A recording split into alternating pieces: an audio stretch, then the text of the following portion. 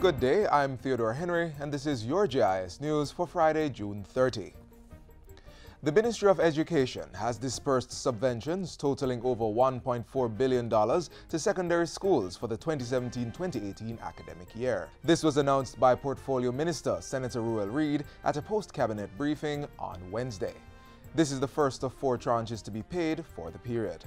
And all schools that are due for funding from the government by virtue of schedule, all those payments have been made from early childhood through high school. All PATH payments, feeding payments, and other grants have been made. Minister Reid says the budget to purchase furniture for teachers and students has been increased from $75 to $200 million.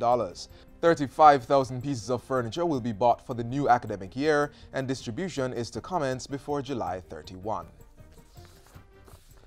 It was also announced at this week's post-cabinet press briefing that 427 acres of idle lands located in St. Catherine are to be converted for commercial and residential purposes. This follows Cabinet's approval of the sale of the lands by SCJ Holdings Limited. The lands, which have long been out of use for agriculture, are to be converted for residential and commercial purposes to generate development and employment. The Information Minister says the lands are to be sold at market price, with ALF Investments Limited purchasing the largest parcel, 300 acres. New Era Homes is buying 97, while 30 acres is being sold to Malark Management Services Limited.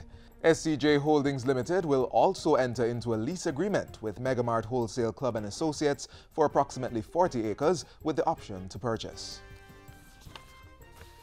Caenwood Regional Hospital's Special Care Nursery, SCN, has been relocated to the 7th floor following reports of poor air quality issues affecting the area. The SCN was housed on the 6th floor of the hospital, and on Tuesday, nurses in the unit called in sick, prompting the implementation of emergency measures. Medical officers and senior nursing officers were asked to manage the activities of the nursery, and all 14 babies were successfully transferred to the 7th floor Wednesday morning. The full complement of nursing staff of the Special Care Nursery reported for duties on Thursday. Caenwood Regional Hospital has been recently plagued by air quality issues that have caused several departments to be relocated, with plans underway to replace its ventilation system. Overall, the Health Ministry says there has been a dramatic decline in reports of symptoms associated with air quality issues since renovations started. Retailers are being warned that they could face stiff penalties for non-compliance with the new labeling and packaging standards for sugar sold in the local market. Effective July 1, all sugar being sold to the public should be packaged, sealed, and labeled. All pre-packers must also be registered with the National Compliance and Regulatory Authority, NCRA. Speaking at a JIS think tank this week, the authority's director, Oreen Henry, said there were provisions in place to penalize those who breach the standards. We have penalties under the Standards Act, which is a $3 million fine and 12 months in prison at the discretion of a resident magistrate. Of course, it has to go through the court, but there are penalties. The move is in keeping with the revised mandatory standards for brown cane sugar, gazetted on December 30 last year.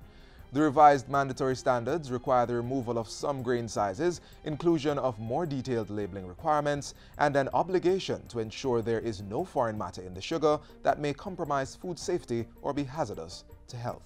And finally, Communication and Social Marketing Coordinator at the Citizen Security and Justice Program, Patrice Neveu, is calling for more employers to join them and provide opportunities for the youth.